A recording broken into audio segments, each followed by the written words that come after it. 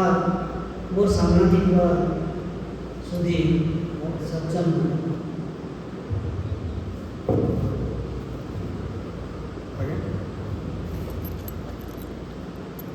वास्तव में भाई चिलू सुंदर आलोचना करती संबलपुरी अस्मिता को आरंभ की राजा राम ने बाबा काव्य आउ से गोटे दिन छाड़ीदेले जे खगेश्वर आम राजाराम साहित्य रे जेन गद्य विभागटा अच्छे ताके आलोचना करवाटा गोटे गभीर चांस आउ ताके मुझे टिके छुपी बोली कहले कविंकर जीवनी कवि काण करुले केनके जाइथिले कार संगे तक संपर्क थिला एटा तो अलग कथा किंतु कवि को चिन्हबार लगी ताकर साहित्य सृष्टि भितरे काण अच्छे सेटा ही वास्तव में ताकर परिचय है आओ आज जन्मदिन में आमे जदि ठीक ठाक ताके आलोचना करि पारबा सेटा खाली श्रद्धा भूल एटा मोर विश्वास है मुई कविकर संगे व्यक्तिगत संपर्क रे आसीथिली सेति बेले के जेते बेले कि खगेश्वर साहित्य समिति पाइकमाल में थिला आउ से पाइकमाल खगेश्वर साहित्य समिति रो गोटे सक्रिय सभापति थिले 2 नंबर सभापति थिले खगेश्वर साहित्य समिति रो भट्ट पाणिग्राही थिले राजाराम नायक थिले बिहारी प्रधान थिले आमर ई अंचल रो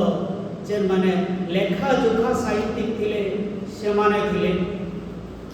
तो सेमानकर भितर मुई थिली खाली सबुठारे गोटे छोट कम बयस मन पड़सी 1990 साल जेते बेले आमे पहला करी आमर कॉलेज रे मेलछापड़ा कॉलेज रे खगेश्वर जयंती कलु सेतकी बेल के आज्ञा थिले सम्मानित अतिथि आउ तार पर भी से आमर कॉलेज के थरे जाइथिले आमर घर के भी जाइथिले ओइ थरे लामुड़ा आइथिले मते साइकल ती बसे कि तालपदर रहिथिले कथा सेटा रहिसे कथा इटा है जैसे वास्तव रे केन व्यक्ति सत्ता थिले केनता गोटे व्यक्ति सत्ता थिले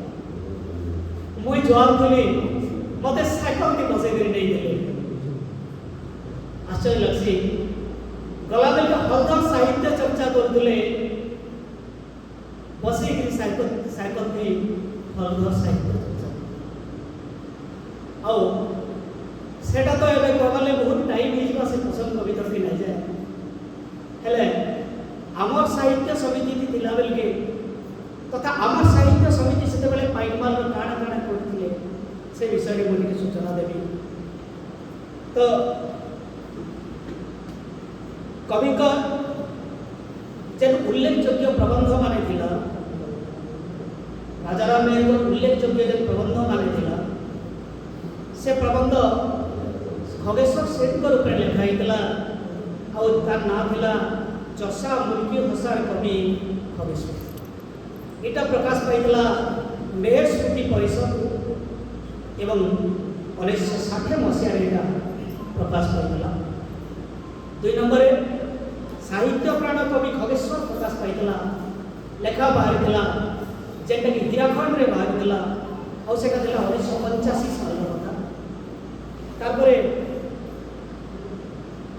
भंज प्रतिभार पुनर्जन्म खगेश्वर सेठ को नहीं गिरीला से लिखिथिले जे भंज प्रतिभार पुनर्जन्म सेटा 87 रे बाहर थिला 1996 मसीहा रे अगस्त मास समाज संस्कार खगेश्वर सेठ एटा भी सप्तर्षि बाहरी गला 1997 रंभा सुख संवाद और माता महंत एटा भी दिला खगेश्वर सेठ लेखा एटा मातृशक्ति बाहरी गला 2000 साल जून मास और सरसरा एक मनस्तात्विक विश्लेषण खगेश्वर सेठ गाँ थिला जन्मस्थान थिला सरसरा और से सरसरा बाबद लिखिले से सरसरा एक मनस्तात्विक विश्लेषण यहाँ बाहरी गला बरभद्र परिक्रमा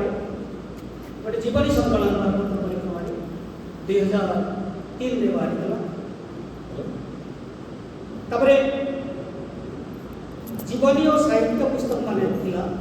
खगेश्वर साहित्य संगीत बोली सेटा खगेश्वर साहित्य समिति प्रकाश करथिले आज्ञा थे सभापति आम साहित्य संसद खगेश्वर साहित्य संसद और 2 नंबर सभापति तो ये आम संगे आम साहित्य संसद रे खगेश्वर बाबद एते कथा एते सुजन थे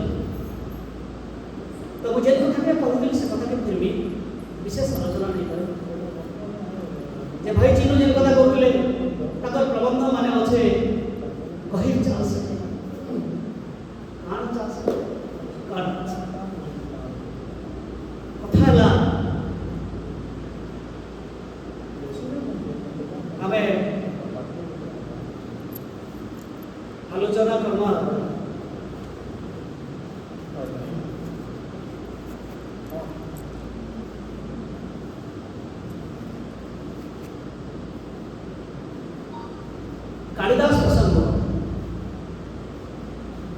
कालिदास प्रसंग आगे आगे बोधे निजे देखिले बाबू एटा रखी दो तमर कॉलेज रे दुईटा रकम तमे गोटे रकम कॉलेज सेति बेलके ई कालिदास प्रसंग दिले आ कहितले जे कालिदास प्रसंग रे काडा अच्छे केनता लागला तमे मोते पढी के मुई से सुजोग पाई दिली हेले पढी गिरी मुई आगे गोटे एबे सेति लगी मो अनुताप करछनी जे वास्तव रे सेटा पढवार सुयोग पाइथिली हजम करिथिति हेले आज सेटा हजम करबार के सुयोग देछि कथा गाडा कालिदास बाबद रे हमर संस्कृत सारासर निश्चित भाव में से कहबे जे कालिदास प्रसंग रे कालिदास केने जन्म होइतिले केन जगह रे जन्म होइतिले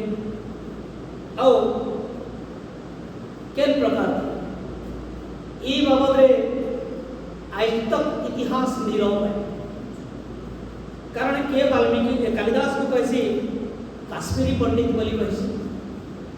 के ताकू कहसी विदिशा रो बोली तो के ताकू कहसी मैथिली रो बोलिग्री राजाराम मेहर ताको कहिछन से होछन हमर एक उत्कल हमर एक उड़ीसा तो कालिदास महाकवि गोटे महाकवि के ताकर भाषा रे प्रमाण करबार लगी आज भारत सारा सब भाषा लोक लगी छन हेले निजर बुद्धिमत्ता निजर शक्ति ताके देखे छन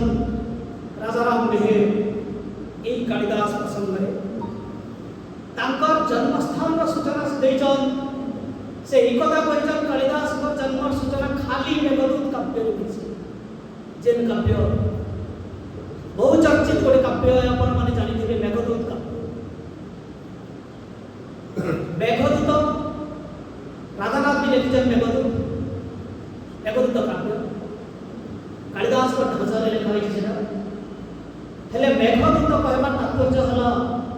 जे मेघटा से जगह रे गोटे दूत है संदेश लिया ना करबार गोटे दूत तो मेघ पढ़ी गोटे दूत आपण माने जानि थिबे जक्ष मेघदूत काव्य संपूर्ण तो कहे नहीं कहे কিন্তু তথাপি টিকে কহিবি যক্ষ যে তার পত্নী নিকে সন্দেশ প্রেরণ করেছে মেঘ মাধ্যম তো সে যক্ষ কিয়ে এই বাবদরে সূচনা দিয়া নেই রাজা রামে গোটে রহস্য তার ভিতরে সৃষ্টি করেছ আউ যক্ষ কিয়ে প্রমাণ করেছেন পরে কহিবি কিন্তু যে যক্ষ কি তার প্রিয়তমা পত্নী নিকে সন্দেশ পঠাই দিলা কাম করি পঠাই দিলা ইথিন লাগি পঠাই দিলা যে তার প্রিয়তমা পত্নী নু সে দূরে রহিলা বিচ্ছেদরে রহিলা ଆଉ ଏ ବିଚ୍ଛେଦର କାରଣଟା ଥିଲା ଗୋଟେ ଅଭିଶାପ ଗୋଟେ ସାପ ଥିଲା ଆଉ ସେ ଅଭିଶାପ ଦେଇଥିଲେ ନିଜେ କୁବେର ଦେଇଥିଲେ ତାକୁ ଅଭିଶାପ କାହାକୁ ଅଭିଶାପଟା ଦେଇଥିଲେ ଅଭିଶାପ ଦେବାର କାରଣ ଯେ ଯକ୍ଷ କାଣ କରୁଥିଲା କୁବେରର ତ ଧନ ରକ୍ଷକ ଥିଲା ସେ ଯକ୍ଷ ତାକୁ ଚପଉଥିଲା ଆଉ ପ୍ରତିଦିନ ଯକ୍ଷ କାଣ କରୁଥିଲା ସୁନା पुष्करिणी मानव सरोवर से सुना पद्म सब नहीं दौला कुबेर को एवं कुबेर को जिते दौला से शिव आराधना करुले शिवंकर पूजा करुले शिवंकर पूजा जिते करुले दिने काण है चक्षर डेरी हो गला जैसे ठीक टाइम रे से आगे ना पारल प्रभु कारण थिला जे निजर प्रियतमा पत्नी संगे से किछि गपसप कर दला जे दिन लगी कि देरी हो गला ठीक से टाइम रे सुनार प्रभु पहुंची ना पड़ला आउ से हमर कोबे शिवकर पूजा करि ना पड़ला तो कथा हला से दिन लगी से अभिशाप देले जे तु जा गुड्डे वर्ष तक तु तोर पत्नी नु विच्छेद दे अभिशाप पाई जक्ष आसले आउ से जेन जगारे रहले से जगाटा होछ रामगिरी आपण माने जानिथिबे सुनिथिबे निश्चित भाबे जेन माने कालिदास को जानिछन कालिदास को साहित्य बाबदे जानिछन तबे रामगिरी के नोछ एटा हला सबने गोटे गुरुत्वपूर्ण कथा समस्त कस रामगिरी हमने होছে के पैसा रामगिरी हमर मध्य प्रदेश में আছে के कहबाने ने रामगिरी हमर अमरकंटक पखे আছে इटा के कहले काना कि रामगिरी रे ताको के दिले चक्ष दिले से दिले रामगिरी के प्रमाण करन लागि सबे लागि छ हेले से रामगिरी जे हमर ओडिसा भितरे अछि ई कथा कहि दे गले राजा राम ने केंद्र से कह जे संस्कृत साहित्य रे रामगिरी के जे रामटेक पर्वत कहै छै रामटेक पर्वत कहै संस्कृत साहित्य रे तके अनेक लोग चित्रकूट पर्वत कहै छ चित्रकूट भी नहे काय हला जे कालिदास पर हमें वर्णना के जदि देखबा ताहेले तार जन ज्योग्राफिकल मैप আছে ताके जदि हमें देखमा ताहेले केन केन जगह रे सेटा होछे केन जगह रे होछे और चक्ष केनो थिला तार प्रियतमा पत्नी केनो थिला आर से जेते बेले पत्र पठैछे केन माध्यम रे पठैछे केनता करी मेलटा केन केन पाडे दिला वर्णना আছে तो एटा गोटे विश्लेषण है एटा गोटे सूक्ष्म चिंतन है जैसे कह यक्ष जदि संदेश पठे जेन जगह अच्छे से तो रामगिरी है तार प्रियतमा पत्नी जेन थिला सेटा हैला ओळका से जगहटा हैला ओळका तो जेन माने विदिशा बोली कि कहउछ किबा जेन माने अमरकंटक पखे अछि बोली कहउछ सेमान को एक सीधा सलग आलोचना करिछ आउ कहिजन बाबूरे विदिशानु सीधा सलग उत्तर दिख के अलका है सर मारले जंता पळैबा सर सीधा सीधा जाई पहुंचबा हेंता सरबिद्ध लाइन रे अछि सीधा মানে বিদিশারু অলকা তো বর্ণনা আছে যে মেঘ পরে পহেলা সন্দেশ ଦେଇছে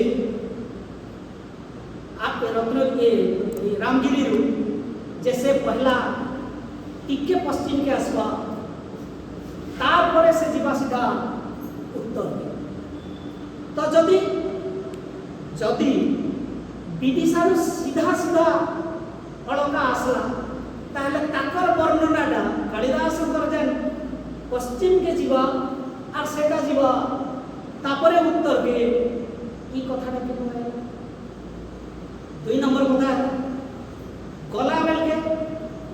সে মালভূমি মানকর বাটে মনে রাখো মালভূমি মানকর আর মালভূমি মানকর বাটে গলা বেলকে কানা হলো সে জায়গায় যে মানে চাষ করুবে চাষী মানকর পত্নী মানে সেমানে মেঘকে দেখবে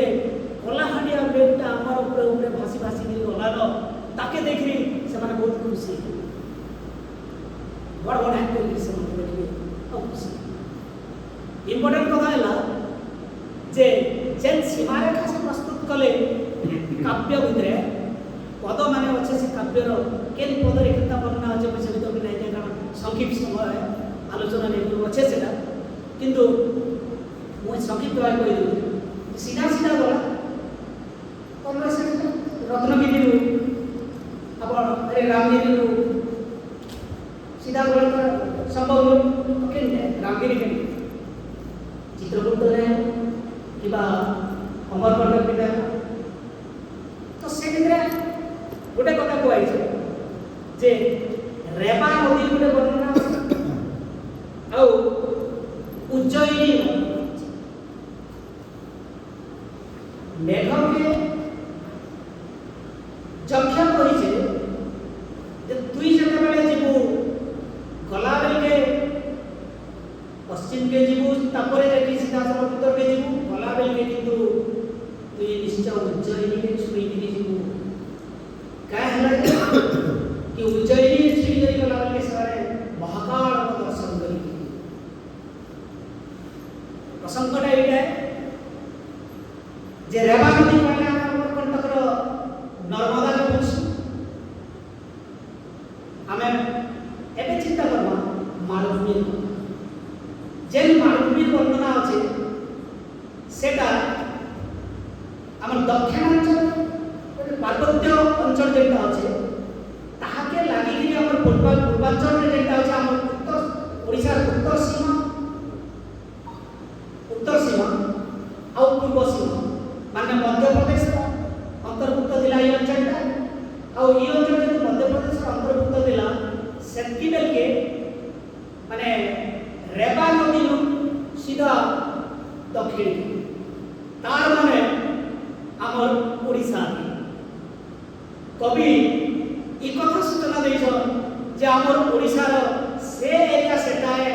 जेंटा की आमर कोरापुट आ आमर कोरापुट रे एबे भी रामगिरी अछि कोरापुट रो एक छोटिया पहाड़ तन्ना रामगिरी बोली से लिखिछ और से छोटिया पहाड़ जदि रामगिरी है ताहले तार मालभूमिटा हला ई हमर अंचल एटा बोले ज्योग्राफिकल जहां काव्य रे वर्णना कराई छै तार एटा डेफिनेशन तो आपण माने देखु जे से काव्य रे फेर আছে जे हमर गोटे नदी थी नदी प्रपात थी प्रपात इंद्रधनु सृष्टि होता इंद्रधनु वर्णना अच्छे डुडुमा काना नायना से डुडुमा रे जल प्रपातटा अच्छे सेतिरु पड़ुवा जल रे बहुत इंद्रधनु सृष्टि से आपण माने जानि छ तो से इंद्रधनु रे वर्णना भी अच्छे सेति लगी कविंकर दाबी है ना जे कालिदासंकर से स्थानटा सेटा ओडिशा है और से ओडिया कवि नाम ए अंचल तापरे एटा तो गला मेघदूत बाबरे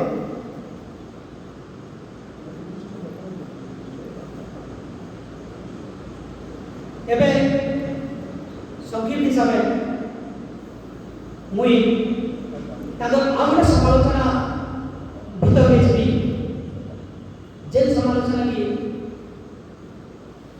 आपण माने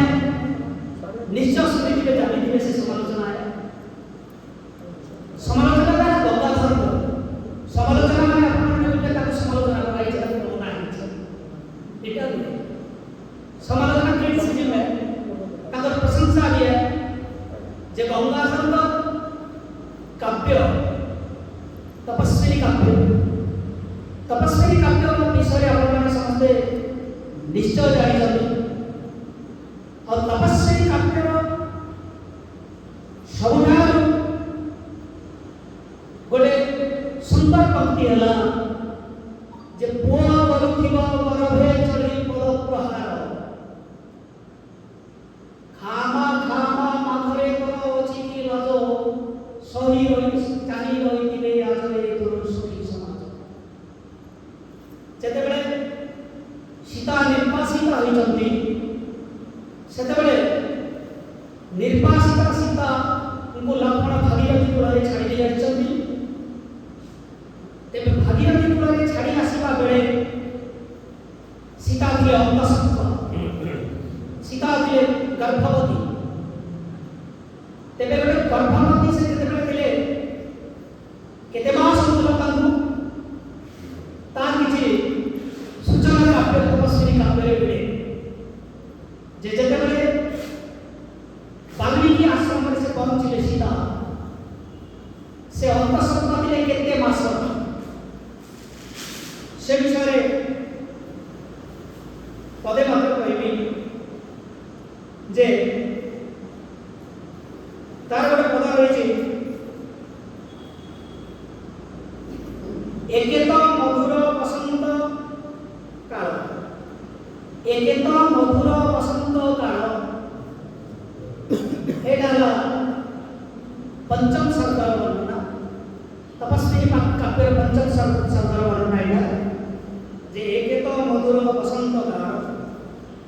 आउ 2 नंबर पंक्ति का कहबी जे घन नीलांबरा श्रावणी रजनी घन नीलांबरा श्रावणी रजनी दुईटा पंक्ति को अनुमान करंतु जे प्रथमे हला एकेता बसंत मधुर काल सीता जेतेबेले निर्वासिता हेले से समय केतला बसंत आ बसंत ऋतुटा बसंत कहले आमे जो शब्द आमे जा धारणा करले जे फाल्गुन मास फाल्गुन मास और फाल्गुन मास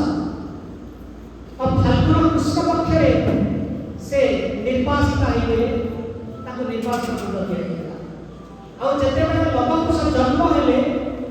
तपस्वी काव्य वर्णना करा जायछि जे घन नीलांबरा श्रावणी धारा श्रावणी रजनी माने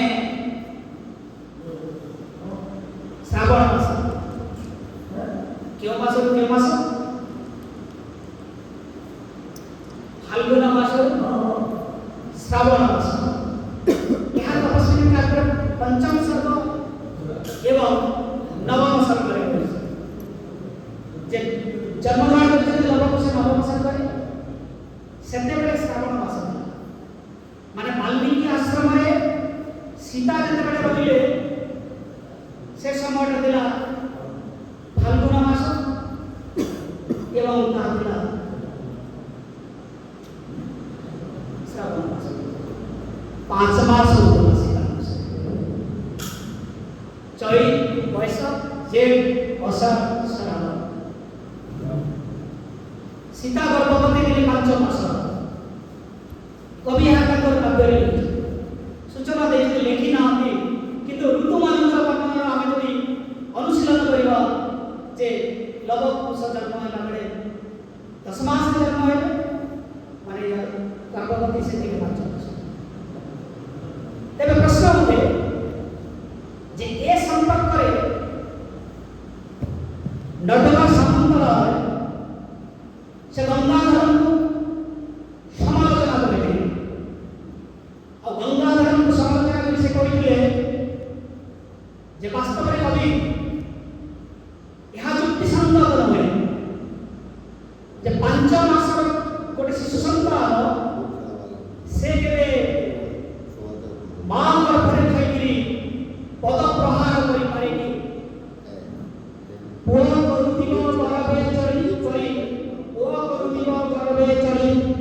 ପାଦ ପ୍ରହାର ଗଙ୍ଗାଧର ଲେଖା ଓ କରୁଥିବ ଗର୍ଭେ ଚଳି ପାଦ ପ୍ରହାର। ଯଦି 5 ମାସର ଗୋଟେ ସନ୍ତାନ ଗର୍ଭସ୍ଥ ସେ କେବେ 5 ମାସରେ ଲାତ ମାରିବ କି ମାରୁ ତାହାର 7 ମାସର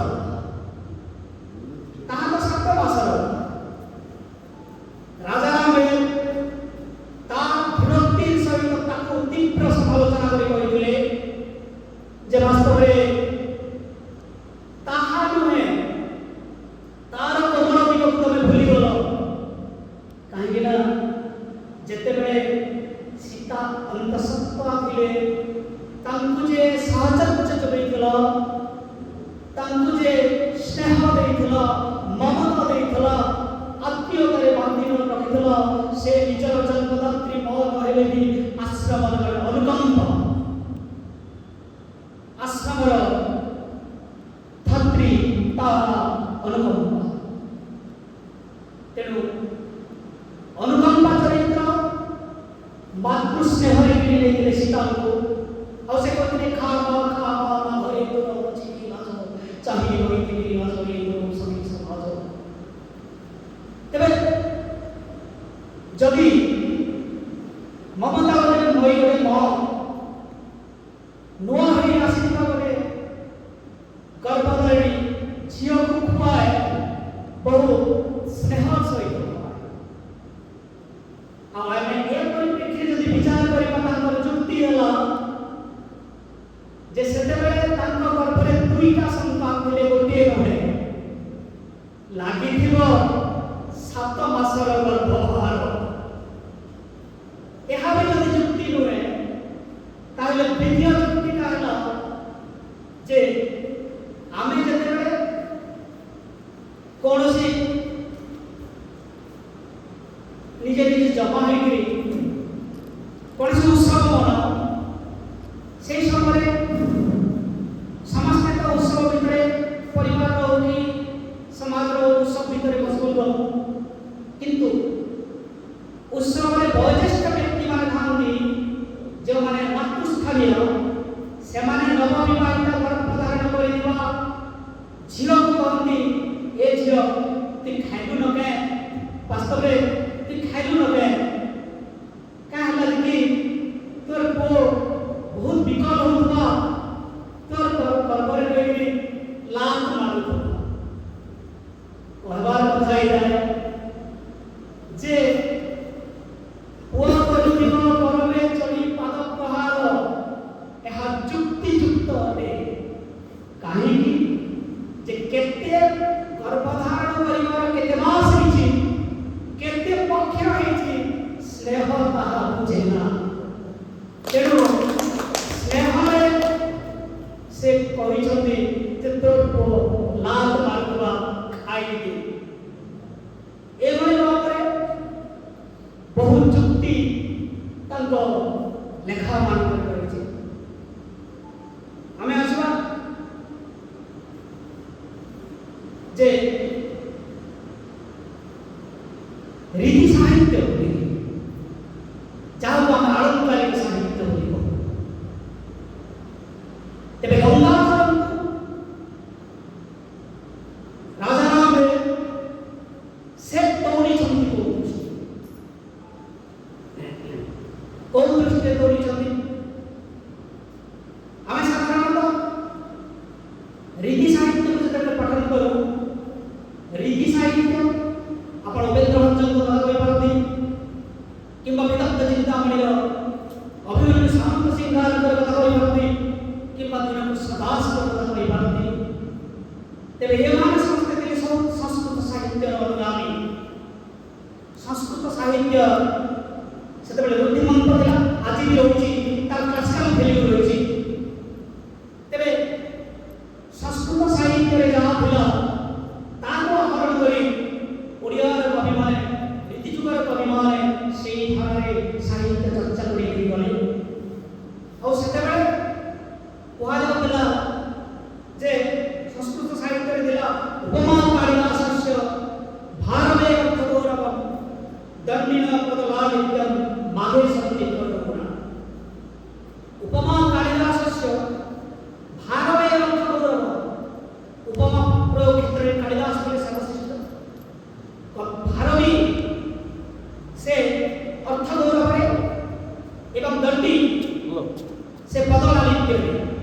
एवं माघ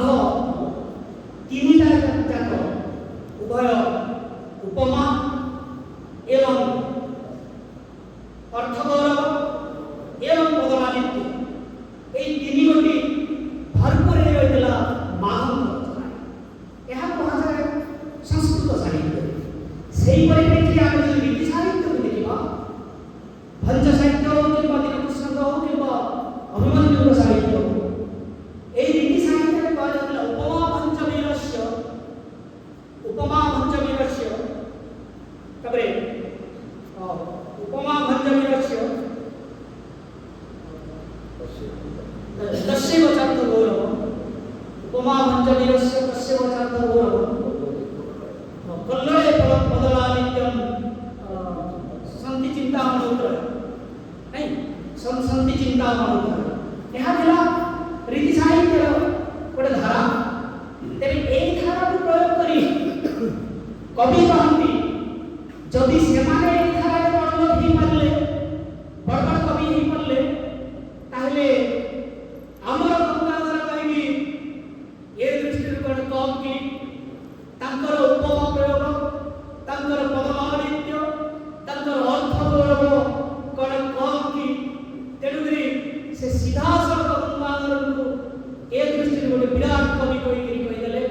ଏବଂ ତାଙ୍କର ଉପମା ପ୍ରୟୋଗ କେମିତି ରହିଛି ସେ କହିଛନ୍ତି ଯେ ଗଙ୍ଗାଧରଙ୍କର ଉପମାରେ ସେ ଉଲ୍ଲେଖ କରିଛନ୍ତି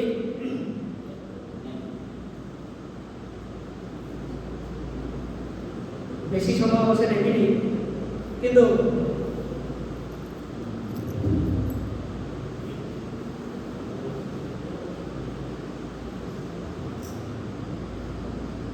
আপনারা তপস্বিনী কাব্যে জানেন তপস্বিনী কাব্যে রয়েছে ললিত দিশুচি ললাটে তার সিন্দুর বিন্দু ললিত দিশুচি ললাটে তার সিন্দুর বিন্দু মুখ কমলকু হইছি যেনে পূর্ণিমা ইন্দু सीता निर्वासिता से तो थे सती सत्वी पतिव्रता सीमंत सिंदूर एवं से सिंदूर बिंदु ललाटे ललित दिशुची ललाटे तार सिंदूर बिंदु मुख कमल को होइछि जन्मे पूर्णिमा उपमा जे ललित दिशुची ललाटे तार सिंदूर बिंदु सीतांक बड़ा सुंदर दृश्य किंतु ता परपादरे देखंतु जे मुख कमल को होइछि जन्मे पूर्णिमा मुख यदि पद्म हुए मुख कमल तेणु मुख को कुआले पद्म मुख कमल को मुख रूपक पद्म को होइछि जन्मे पूर्णिमा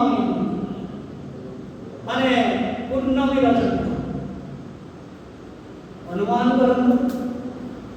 पूर्णमी रजत न उदय हेले कोन पद्म फुटे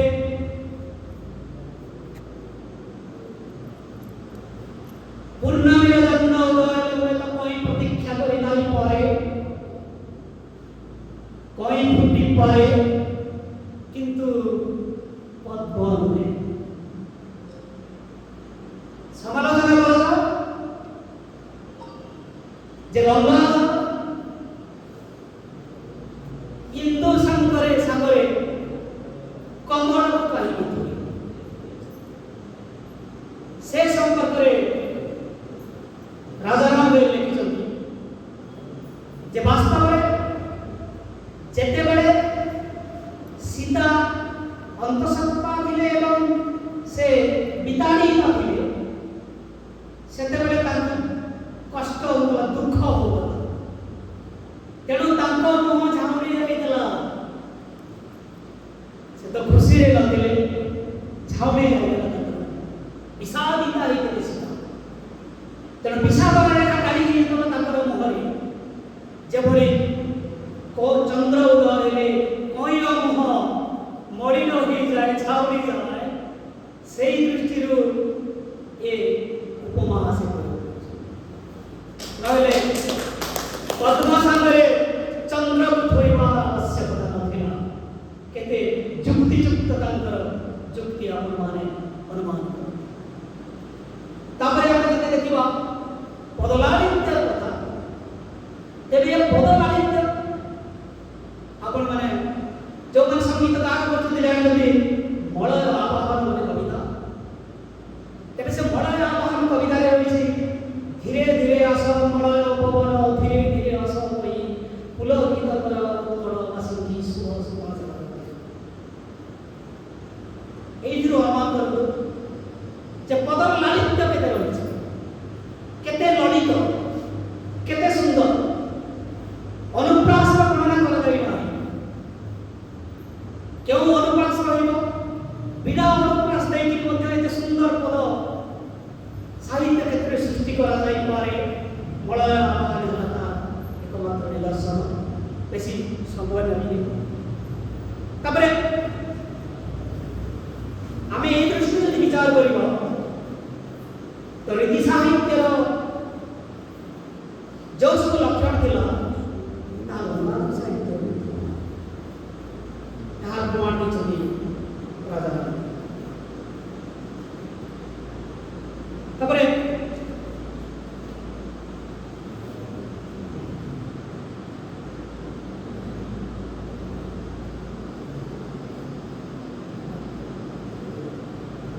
राजा रामबेरकर गोटे कविता शेष करी मोर वक्तव्य जे कविताटा हला कालिदास प्रसंगर अर्पण ये अर्पण कविता गोटे उत्सर्गीकृत कविता माने वास्तव में जहाँ दिया है जे महात्मा को जे पुण्यात्मा को ये पुस्तक का अर्पण कराई छे ताकर बाबा से कविता हला झरा झरा देव सुभाषी सोमारे स्वर्ग गुरु सत्पर अमर गहणे भरत हिरकखंड चौधरी के भरी शांति वितरण करू जीवने जीवने संप्रति शरत शोभा वै शुभ्र पाटबिंदु प्रकाश तार सुषमा गौरव सरसी सजाई कुल्ल कुमुद कुसुमे हर्षे परसे कहिले मधुर स्वर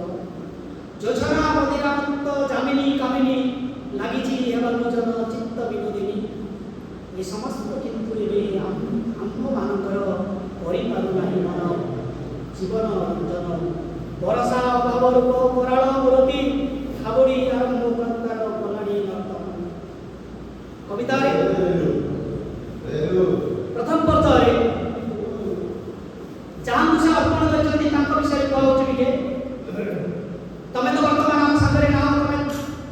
देहाती तो मर जाइछ अमर धाम रे अछ तेबे अमर धाम तमे टिके आशीर्वाद करो हमको ए हीराखंड को तमे आशीर्वाद करो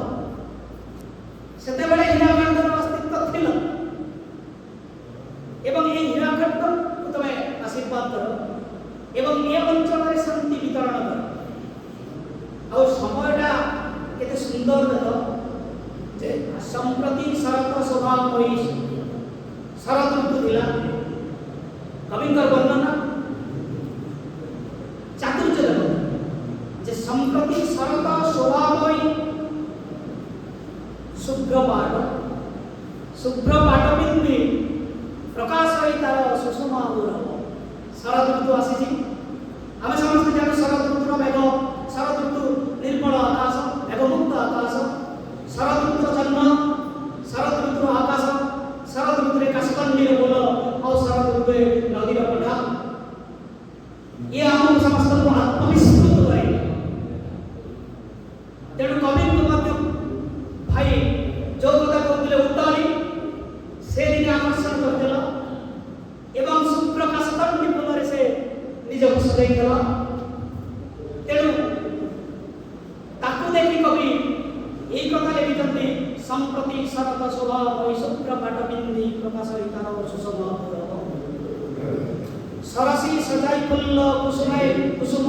कुमुद कुसुमे पुष्करिणी मानकर सब कोई फूटी एवं वर्षे वर्षे परसे कैर मधुर सुगम समस्त पुता से मधुर सुगमी मधुर भाषा से वितरण कर এই সময়ে চন্দ্রজ্যোৎস্না মান করে समस्ते निज चित्त ଚିତ୍ତକୁ ଆନନ୍ଦିତ କରୁଛନ୍ତି। କେତେ ସୁନ୍ଦର ବର୍ଣ୍ଣନା। ଆପଣମାନେ ସମ୍ବଲପୁରୀ ଦେଖୁ କି ଆପଣମାନେ ଓଡ଼ିଆ ଦେଖୁ, এই প্রকার শব্দ সংযোজন বাস্তবে বিরল। যে গোটে কাশতণ্ডী ফুল ফুলর বর্ণনা, শুভ্র পাটর বর্ণনা, পুষ্করিণী খইর বর্ণনা, সেটা শরৎ ঋতুরে কেতে মার্মিক হয়েছে তাঙ্ক কবিতায়। হেলে সে কইছন এ সমস্ত কিন্তু আম্ভমানଙ୍କର କରିପାରୁ ନାହିଁ ମନ ଜୀବନ ରଞ୍ଜନ। ଇ ସବୁ ଥିବା ସତ୍ତ୍ୱେ ବି ମୁଇଁ ଗୋଟେ ଦୁଃଖୀ କବି ହେ। କାହିଁକି ଲାଗି ଦୁଃଖୀ କବି ହେ? ଯେ ବରଷା ଅଭାବ ରୂପ କରାଳ ବୁଲନ୍ତି ହାବୁଡ଼ି ଆରମ୍ଭ ତାର କଲ୍ୟାଣୀ ଲକ୍ଷଣ ଏବେ ମରୁଡ଼ି ପଡ଼ିଯାଇଛି। ଗୋଟେ ଅଞ୍ଚଳରେ ଯଦି ମରୁଡ଼ି ପଡ଼ିছে ସେ ଅଞ୍ଚଳରେ দুঃখ সুখ সাথে যদি কবি সামিল হয় তাহলে তার আত্মা বি কান্দিছে। আউ সে কইছন বর্ষার অভাবে এতে সুন্দর শরৎ ঋতু তথাপি বি মোর আত্মাটা খুশি হয়েছে, কাঁদিছে। কে জানে কি হব, কে কইবে, কার হব, রহস্য হয়, প্রশ্নবাচক অভিযোগ। কে জানে কি হব, ভবিষ্যৎ কথা কে কইবে। কিন্তু প্রাণ আতঙ্কিত ডরুছে নিশ্চয়। পুলিশে কইলে এ কথা হই না। জীবন থেকে সংঘর্ষ করলে ব্যক্তিগত জীবনে সে যেউঠি রহুলে, যে পরিবেশে রহুলে, নিশ্চিত ভাবে কিছু না কিছু দুঃখ তাঙ্ক জীবনে আসিথিব, যাহাକୁ ସେ ତାଙ୍କର କବିତା ମାଧ୍ୟମରେ ବ୍ୟକ୍ତ କରିଛନ୍ତି। ଗୋଟେ କବିର ଆତ୍ମଲେଖନର କବିତା, ତାର ମର୍ମବାହୀ ତାର କବିତା। ତେଣୁ ଯଦି ଆମେ ତାଙ୍କର ଦୁଃଖର କଥା ବୁଝିବ, ଗୋଟେ ଦରଦୀ ମଣିଷର କଥା ବୁଝିବ, ତାହେଲେ ତାଙ୍କର ଅଭାବ ଅନଟନ ଥିଲା, ତାଙ୍କର ଦୁଃଖ ଥିଲା। ଦୁଃଖର ଦାବଦାହନ ଭିତରେ କବି ସେ ଅମୃତର କଥା ଶୁଣେଇଛନ୍ତି। ଏବଂ ତଥାପି ସେ କହିଛନ୍ତି ପ୍ରମାଦ କରୁଛୁ, ତେଣୁ ଭାବି ଜୀବନର ବହୁତ ଡରୁଛି ମୋର ଭବିଷ୍ୟତ ଜୀବନଟା କ'ଣ ହେବ। ସମସ୍ୟା ଉପରେ ପଡ଼ି ସମସ୍ୟା ହେବ, ଏତେ ସମସ୍ୟା ଉପରେ ସମସ୍ୟା ହେଇছে ମୋର ଜୀବନଟା ଡରୁଛି। ତ ଆପଣମାନେ ଜୀବନ ଦର୍ଶନରେ ଗୋଟେ କବି ରହିଲେ ଅନୁଭବ କରିପାରିବେ। ତାର ସମାଧାନର ପନ୍ଥା ବି ବୁଝିଛନ୍, শেষকে সে তার সমাধানর পন্থা বুঝিছন। সমাধানর পন্থা ହେଲା যে এতে দুঃখ এতে কষ্ট ভিতরে তথাপি তমে যদি বঞ্চিত, যেতে অভাব ଥିଲା ସବୁ ଅଭାବଟା ପୂରି ଯାଇଥିଲା। କାହାକେ ସେ କହିଛନ୍? ସେଟା ଅର୍ପଣ କରିଛନ୍ ଆପଣମାନଙ୍କର ଲାଉମଣ୍ଡାର ପ୍ରଖ୍ୟାତନାମା ବ୍ୟକ୍ତି ମାମଚାନ୍ଦ ଅଗ୍ରୱାଲଙ୍କ ପ୍ରତି ତାଙ୍କର ଏଇଟା ଉକ୍ତି ଥିଲା। ଏ କାଳିଦାସ ପ୍ରସଙ୍ଗଟା ସେ ତାଙ୍କର ହସ୍ତରେ ପହିଲା ଅର୍ପଣ କରିଛନ୍ ଏବଂ ତାଙ୍କୁ ତାଙ୍କର ଭାବରେ এই কবিতাটা সে লেখিছে। তো এমন ଗୋଟେ কবিকে ଆମେ ଆମର ବାହାରେ ପାଇଛୁ। ବାସ୍ତବରେ ତାଙ୍କର ମୃତବତ ହେଲେ ବି ସେ ଆମର ସାଙ୍ଗେ ଜୀବିତ। ଭାଇ କହୁଥିଲେ ଯେ ବାସ୍ତବରେ ସେ ଅମରା ଯେ ମରିକିରି ବି আমার সামনে দুসন এই বাস্তবে লাগুছে আমার গহনে সে অচল, আমার উপরে আশিস ঢালুচল। ଆଉ ମୁଇଁ ଇ ସବୁ ଅବସରଟି ସେ ପୁଣ୍ୟାତ୍ମକ ଚରଣରେ ମୋର ଭକ୍ତି ଅର୍ପଣ